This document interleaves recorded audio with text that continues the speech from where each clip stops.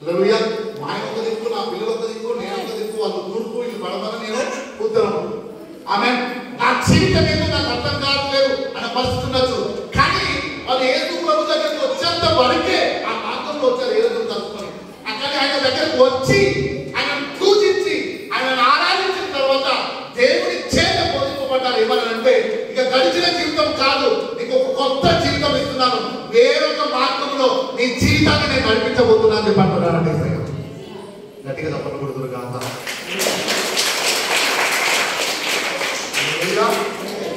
అంటే ఏ ఫలింపు లేకుండా జీవితము దేవుడు ఆ ఫలింపు లేని జీవితాన్ని ఫలించే జీవితంగా ఇంకొక మార్గంలో దేవుడు నీ జీవితాన్ని నడిపించబోతున్నాడు. మరి ఘోరం కదా, హైదరాబాద్ నుంచి కష్టపడి బస్సులో వచ్చి ఆమె సపోర్ట్ పడుతుంటే అడిగి మరి బస్సు వస్తుంది.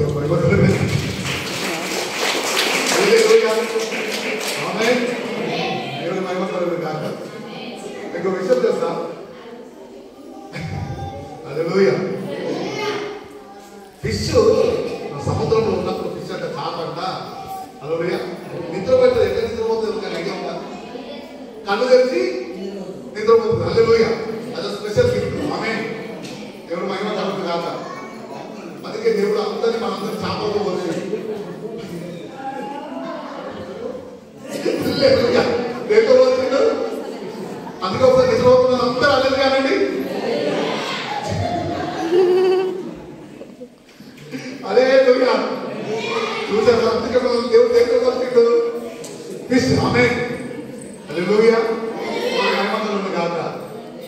ఆమేన్. ఈరోజు ఒక గుడ్ న్యూస్ ఏంటో తెలుసా? యేసు దగ్గరికి వచ్చి మన జీవితం దేవుడు మార్చబోతున్నాడు. నీ జీవితం మార్చబోతున్నాడు. నీ మార్గం మార్చబోతున్నాడు యేసయ్య. అందుకోసమైన పుట్టాడు. సో ఆ జ్ఞానులు వెతుకుంటూ వచ్చిన తర్వాత వాళ్ళు బంగారం సాంబాన్ పోలాలని పాదం దగ్గర పెట్టారు. ఎప్పుడైతే పెట్టి ఆరాధించారో అప్పుడు వాళ్ళు ఎవరి చేత బోధింపబడుతున్నారు? మనుషుల చేత కాదు. ఆమేన్. నాయకుల చేత కాదు, ప్రభుత్వాల చేత కాదు, ధనం చేత కాదు, దేవుని చేత బోధింపబడుతున్నారు. ఏమని? వేరొక మార్గంలో తిరిగి మీ దేశానికి వెళ్ళమని చెప్పి. అంటే వచ్చిన మార్గంలో కాదు, వేరొక మార్గంలో నువ్వు వెళ్ళమని చెప్పి. అలాగే గత జీవితం అంతా నువ్వు ఏ మార్గంలో వచ్చావు, కానీ దేవుడు ఈ సంవత్సరం ఈ కాలంలో నీ మార్గాన్ని మారుస్తున్నాడు, నీ జీవితాన్ని మారుస్తున్నాడు. హల్లెలూయా. నీ బ్రతుకును మారుస్తున్నాడు, నీ కుటుంబాన్ని దేవుడు మారుతున్నాడు. వచ్చిన మార్గమే కాదు. హల్లెలూయా.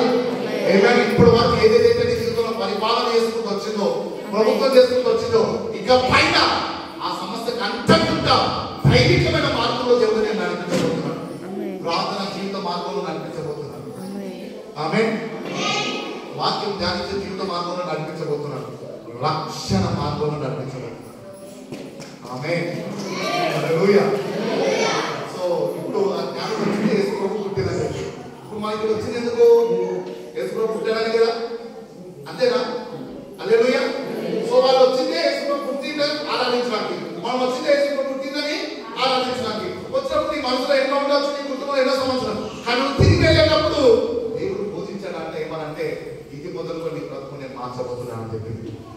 ఇది మొదలుకొని నీ కుటుంబాన్ని నేను మార్చబోతున్నా, నీ భవిష్యత్తును మార్చబోతున్నా, నీ పని దీవింపబడును గాక. ఇక్కడ ఫెయిల్ అయిపోయి అప్పుల బాధతో ఉండి, కుటుంబ వేదనతో ఉండి నువ్వు ఉన్నావు, యేసు నామములో ఇది మొదలుకొని అవన్నీ ఫలించును గాక. ఆమేన్. విడిపించబడును గాక. ఈ క్రిస్మస్ ఇది మొదలుకొని వచ్చే సంవత్సరం లోపు నిజమైన క్రీస్తు పుట్టిన నా జీవితంలో నా హృదయంలో పుట్టాడని చెప్పి గొప్ప సంతోషంతో నీ జీవితం ఉండును గాక. దాన్ని బట్టి నీ కుటుంబీకులు అందరూ రక్షణలోకి వచ్చును గాక. హల్లెలూయా. నాకు ఎందుకో ఒక స్వరం వినబడుతుంది, నాయకులు మేము రక్షింపబడ్డాం కానీ మా కుటుంబం రక్షింపలేదండి అది ఒక స్వరం వినబడుతుంది ఇక్కడ. ఆమేన్. సో నిన్ను బట్టి నువ్వు ఫలించడం బట్టి నీ కుటుంబీకులు అందరూ కూడా రక్షణలోకి వచ్చును గాక. హల్లెలూయా. ఆమేన్. ఎవరైతే నీకు వ్యతిరేకంగా మూర్ఖంగా ఉన్నారో వాళ్ళని దేవుడి చేత కాకబడుతును గాక, పట్టబడుతును గాక. ఇక్కడ కూర్చున్న ప్రభు వారిని దర్శించును గాక. హల్లెలూయా. ఏ ఒక్కరు కూడా తప్పిపోకుండా నీ కుటుంబంలో ప్రతి ఒక్కరు కూడా రక్షణలోకి వచ్చుదురు గాక. ఆమేన్. ఏ గుడారంలో త్రాగుడని వ్యసనం ఉన్నదో ఈ దినం అది కొట్టివేయబడును గాక. ఆమేన్. హల్లెలూయా. వ్యభిచారమైన త్రాగుడైన కాదు, వ్యభిచారమైన ఎటువంటి పాపం సంబంధమైన దేవుని సంకల్పం కానీ లోక సంబంధం ప్రతి ఒక్క దినం నీ జీవితంలో నీ కుటుంబంలో కొట్టివేయబడిన కాక. హల్లెలూయా, ఆమేన్. ఆశ్చర్యకర విషయం ఏంటంటే ఇక్కడనే ఆమె అంటున్నారు, అక్కడ అనట్లేదు ఆమె. హల్లెలూయా, ఆమేన్. సో ఎందుకు తెలుసా, యేసుక్రీస్తు ప్రభు మన జీవితాలు మన బ్రతుకులు మార్చే దేవుడు. ఏదో లోకాచారపరంగా పండుగలు ఇచ్చి పోయిన యేసు ప్రభు కాదు ఆయన. ఆయన వచ్చిందే మన హృదయాన్ని వెలిగింపచేసి పరిశుద్ధపరిచి ఆయనలాగా మార్చి రెండోసారి రాబోతున్నాడు. మనం అందరం ఆయన కలుసుకోవడానికి ఆయన వచ్చిందే మన బ్రతుకులు మార్చడానికి, ఫలింపులోకి తీసుకురావడానికి, వెలుగులోకి తీసుకురావడానికి. హల్లెలూయా, సమాధానకరమైన జీవితము నువ్వు జీవించడానికి, లోకాన్ని, పాపాన్ని, అపవిత్రతను, సమస్తమును జయించడానికి, నీ జీవితాన్ని జయించడానికి ఆయన లోకంలో రక్షకుడు మన కొరకు పుట్టి ఉన్నాడు. హల్లెలూయా, ఆమేన్, ఆమేన్. ఇంకా మన జీవితాలలో వేదన అసలు ఒక్కసారి అనుకుంటాం కదా, అప్ప నేను చేసుకుంటే బాగుండు, అప్పుడు ఆ మిస్టేక్ చేసుకుంటే బాగుండు, అప్పుడు అట్లా అనుకుంటే బాగుండు, అప్పుడు మనకి అట్లా డబ్బు చేసుకుంటే బాగుండు అని అనుకుంటాం కదా. కానీ ప్రభు ఏమనుకుంటుంది తెలుసా? హల్లెలూయా,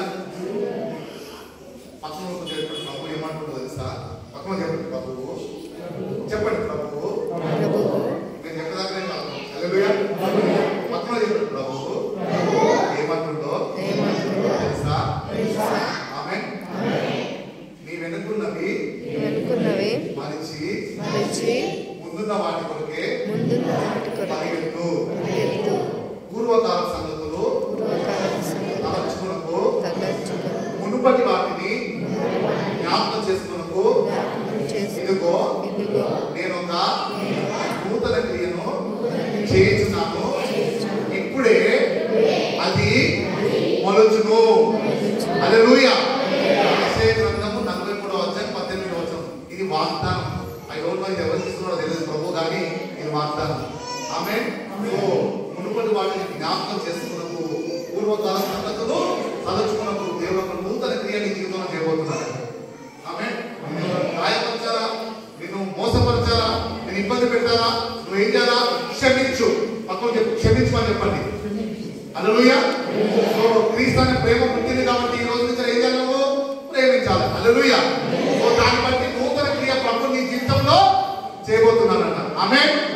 సో ఆ నూతన క్రియ ఈ దినం నుంచి నీ జీవితంలో ఆరంభం జరుగును గాక. యేసునామమున ప్రవచిస్తున్న జనవరి 1 తారీఖు లోపే మనం పూర్తిగా హ్యాపీ న్యూ ఇయర్ అని చెప్పడం కాదు, నిజంగా నీ సంతోషంలో నీ జీవితంలో సంతోషం నింపబడి ఆమేన్ హ్యాపీ న్యూ ఇయర్ చెప్తూ గాక. ఆమేన్. రియల్ జాయ్ తో చెప్తూ గాక. హల్లెలూయా. కొంతమంది చెప్తారు డిసెంబర్ 31 ఫుల్ లోడ్ అయిపోయి హ్యాపీ న్యూ ఇయర్ అంటారు. హల్లెలూయా. ఆమేన్. వాళ్ళు ఆ మత్తులో హ్యాపీ న్యూ ఇయర్ చెప్తారు. నువ్వు యేసు ప్రభు మత్తులో హ్యాపీ న్యూ ఇయర్ చెప్తూ గాక. ఆయన ప్రేమ మత్తులో హ్యాపీ న్యూ ఇయర్ చెప్తూ గాక. హల్లెలూయా. ఆమేన్. సో ఇది వాగ్దానం. యెషయా 43:18 పూర్వకాలం సంగతులు తలచుకున్నప్పుడు, మునుపటి వాటిని జ్ఞాపకము చేసుకున్నప్పుడు నేను ఒక నూతన క్రియ నీ జీవితంలో చేయబోతాను, ఇప్పుడే అది మొలుచును. ఆమేన్. ఎట్లా జరుగుతుందా సార్? అయ్యగారు ఎట్లా జరుగుతుంది? మీరంటే వాక్యం చెప్తూ ప్లీజ్ చేస్తాను. నా సమస్య నీకు ఏం తెలుసు? ఆమేన్. ఆయన గురించి మా కుటుంబంలో నీకు ఏం తెలుసు? నేను నీ ప్రయత్నాలు చేయలే, అసలు నేను ఉపవాసం చేయలే, కన్నీరు నుంచి ఎంత ప్రార్థించి మీకు షుగర్ వచ్చింది, సమస్య మాత్రం పోలేదు. హల్లెలూయా. అదే అనుకుంటే కనుక దాని కింది వచ్చిన వాడు ఏమంటాడంటే, నేను అరణ్యంలో త్రోవను కలగజేస్తున్నాను, ఎడారిలో నదులు ప్రవహింపజేస్తాను. అరణ్యంలో త్రోవను కలగజేసే శక్తి గల దేవుడు, ఎడారిలో నదులు ప్రవహించే దేవుడు. హల్లెలూయా. జీవితం నెరవేర్చబడదు కాక. మనం అందరం ఒకసారి లేచి నిలబడితే దేవుని స్తోత్రం. హల్లెలూయా. ఎంతమంది అర్థమైంది రక్షకుడు ఎందుకు పుట్టాడు? మన మార్గాన్ని వచ్చిన మార్గంలోనే కాకుండా నూతన మార్గంలోకి నడిపించబోతున్నాడంట. ఎంతమంది సంతోషం ఉన్నది? నాకు ఎందుకు ఇక్కడ కొత్త ఇల్లు కట్టబడుతా తలుపుడు కాక, నూతన గృహాలు వచ్చును కాక.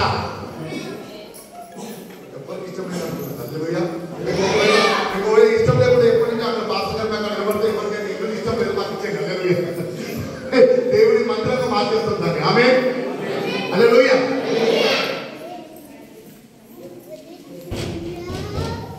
మంచి మొత్తం ఆహారం వచ్చిన కాక